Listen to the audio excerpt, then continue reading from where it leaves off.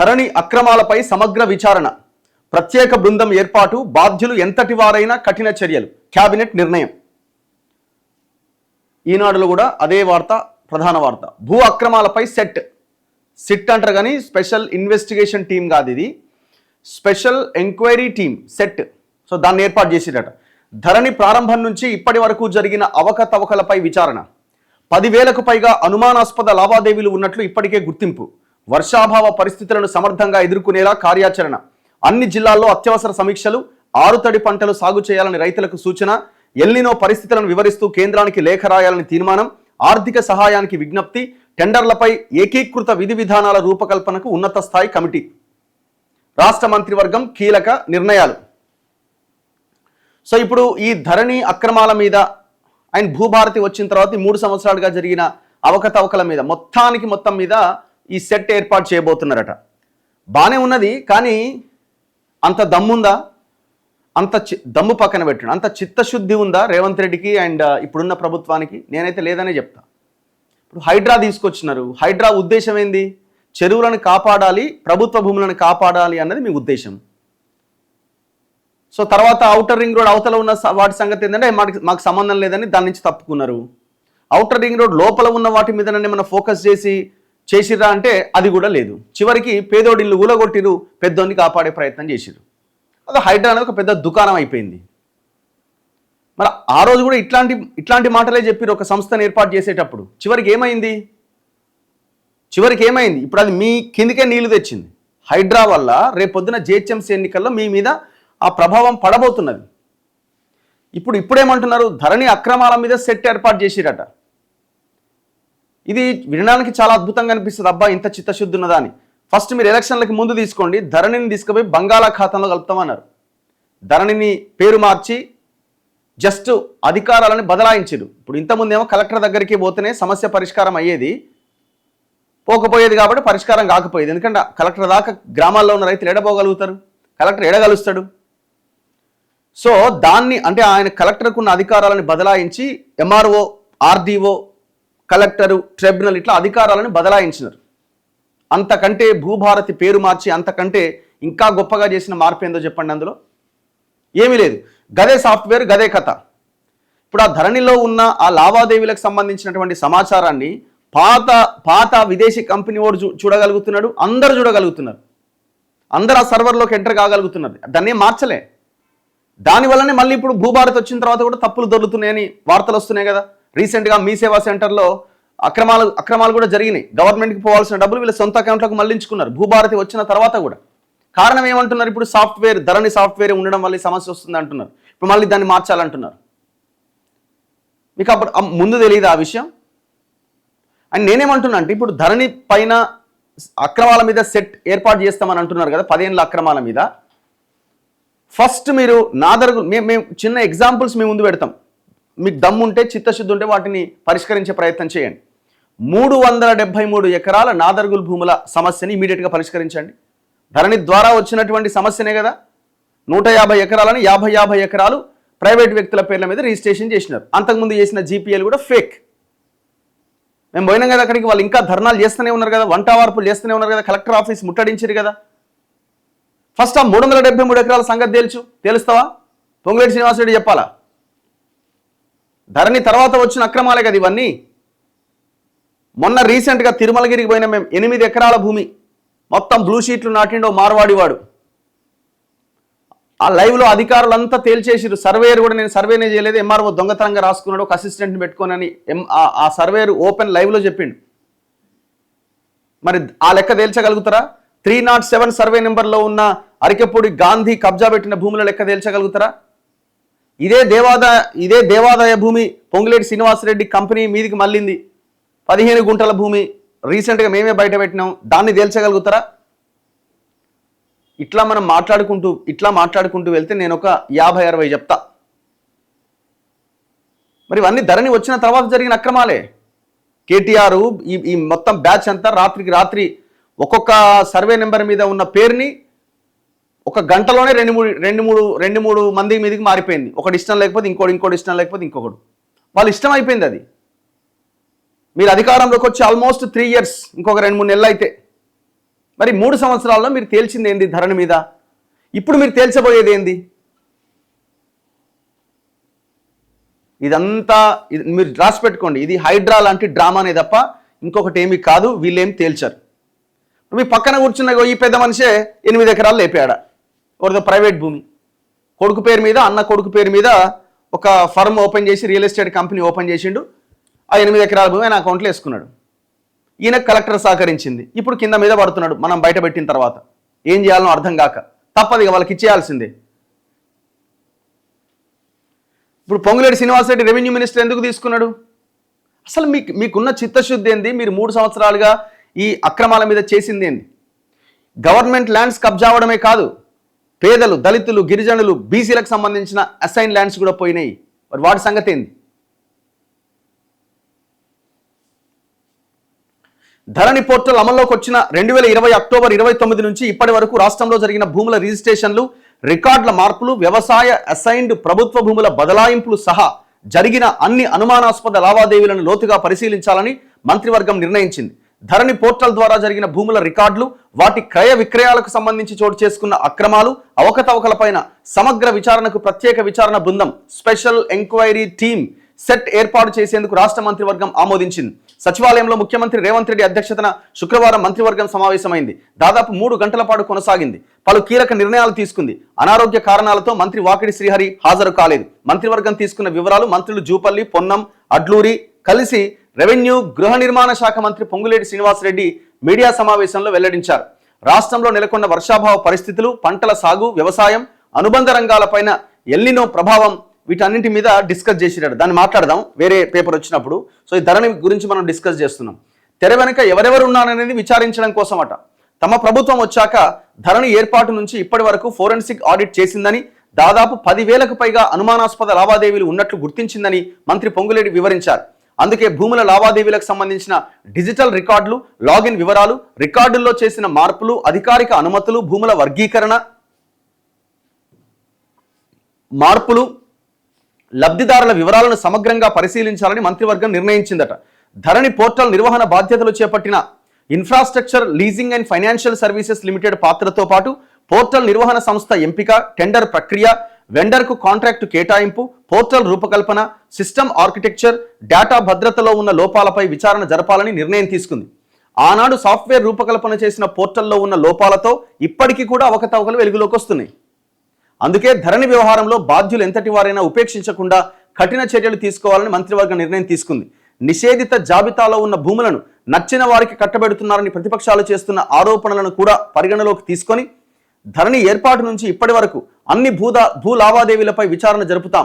తెర వెనుక ఎవరెవరు ఉన్నారనేది విచారించడం కోసం ప్రత్యేక విచారణ బృందాన్ని నియమించాం. తప్పు చేసిన వారు శిక్షకు అర్హులు. స్టిల్ ఈనాటికి కూడా ఏవైతే 22A కింద నిషేధిత జాబితాలో ఉన్న భూమి ప్రైవేటు పట్టాల కింద మారిన భూమిలో కన్స్ట్రక్షన్ జరుగుతున్నాయి కదా. మరి 3 ఏళ్ల నుంచి ఏం ఆపగలిగినారు మీరు?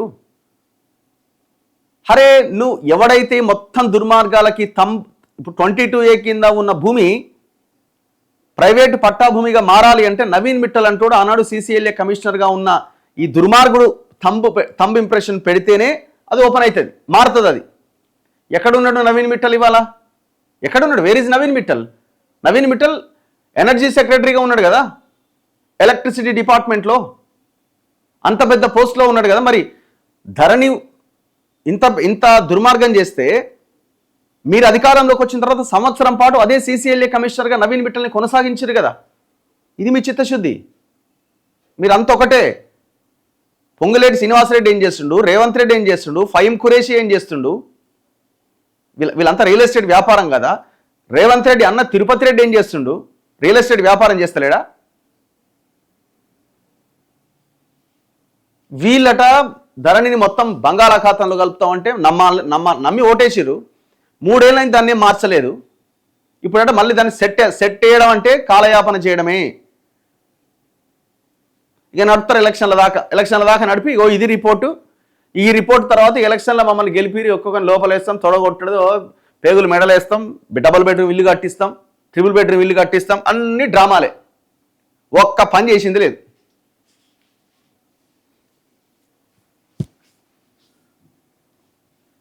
రైతులు పాపం సాదా బైనామా భూములకు సంబంధించిన దాంట్లో 9 లక్షల అప్లికేషన్లు పెట్టి 9 లక్షల అప్లికేషన్లు కేసీఆర్ హయాంలో నుంచి నడుస్తుంది ఇది. ఆయన ఏం చేసిండు, ఆ ధరణిలో దాని సెక్షన్ యాడ్ చేయలే. ఆ సెక్షన్ యాడ్ చేయకపోతే ఎవరో కోర్టుకు పోతే అసలు నిన్న సెక్షనే లేదు, రెగ్యులరైజ్ ఎట్లా చేస్తారని కోర్టు అది కాస్త స్టే ఇచ్చింది.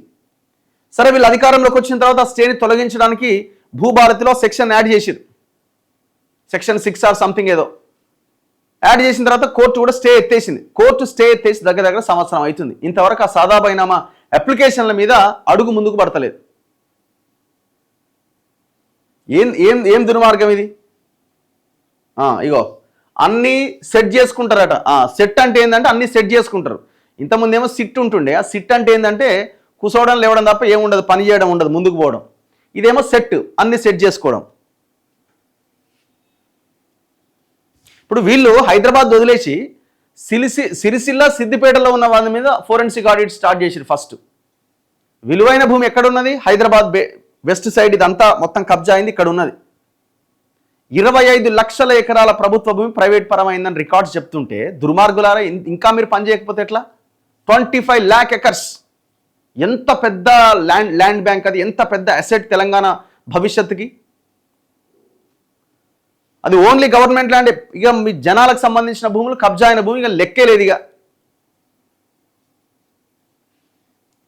ఎన్ని వీడియోలు చేసినాం మేము. చాలామంది అంటుంటారు ఎందుకు భూముల మీద పడ్డారంటే భూమి వాల్యూ అది. మరి నీకు 1 ఎకరం ఉంటే ఎంత ఎంత బలంగా నువ్వు కనిపిస్తావు, నీకు ఎంత ఆత్మగౌరవంతో నువ్వు బతకగలుగుతావు.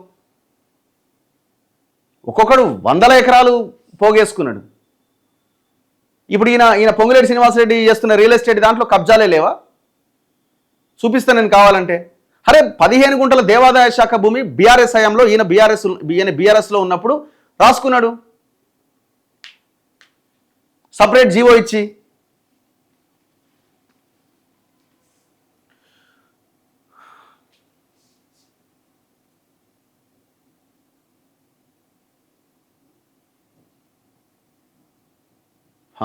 సో ఇది ఈ సెట్టు ఏదో ఇదంతా ఈ చెత్త ఇదంతా. వాంగ్చుక్ వారి దీక్షను భగ్నం చేసిరట పోలీసులు.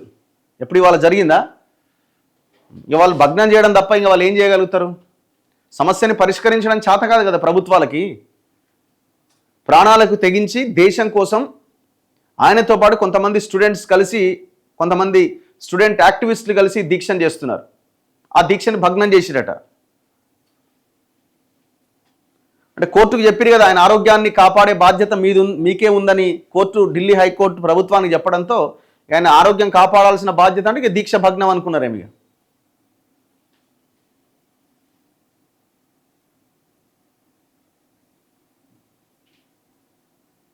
ఆయన అడిగిన డిమాండ్స్ ఏంది?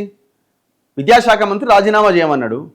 ఎవరైతే దాని కారణంగా, పేపర్ లీక్ కారణంగా పిల్లలు చనిపోయారో వాళ్ళకి ₹1 కోటి పరిహారం ఇవ్వమని అడిగిండు. తప్పే ఉంది అందులో? మీరు ఈగోలకు పోవడం ఏంది అసలు? మీరు ప్రభుత్వంలో అధికారంలో ఉన్న ఎవడైనా జీతగాళ్ళే ప్రజలకి జవాబుదారీగా ఉండాల్సిందే. ఇది రాజ్యం మొత్తం మాది, దేశం మొత్తం మాది అని మీరు అనుకుంటే ఎట్లా? దేశం ప్రజలది. మీరు ఇవాళ వచ్చిర్రు, రేపు వద్దనుకుంటే మెడలు బట్టి అవతల నూక్తే పోతారు, కొత్తోడు వస్తాడు అక్కడికి.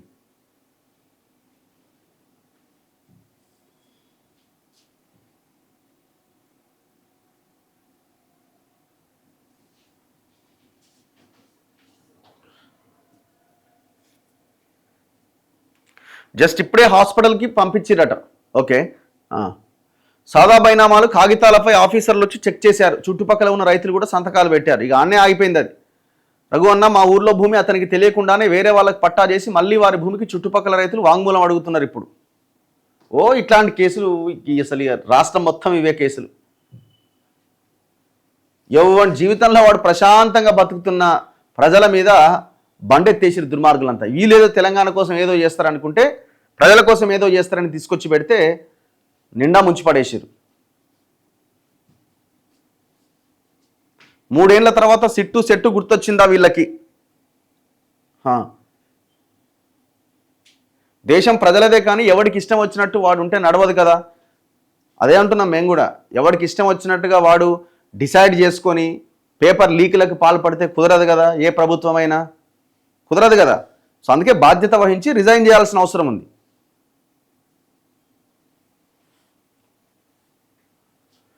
అన్న మీ ఇంటర్వ్యూ చూసాం శ్యామ్ ప్రసాద్ రెడ్డి సార్ది, చాలా బాగుంది, ఎన్డీఎస్ఏ గురించి బాగా క్లియర్గా తెలిసింది. ఓకే.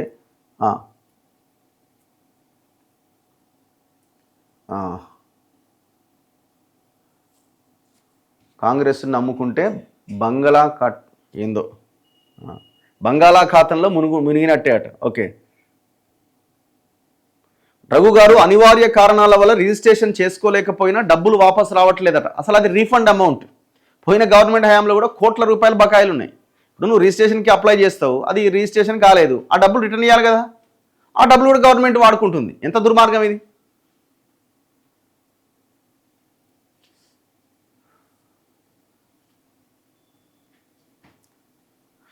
బతుకు తెరువు కోసం పక్క రాష్ట్రాలకు పోయిన వారి పరిస్థితి ఏంటన్న సార్ గురించి. ఇది పక్క రాష్ట్రాలకు పోయినా ఏం పోయినా ఇప్పుడు ఆయన కొన్ని కండిషన్స్ పెట్టిండు కాబట్టి తప్పదు, రావాల్సిందే.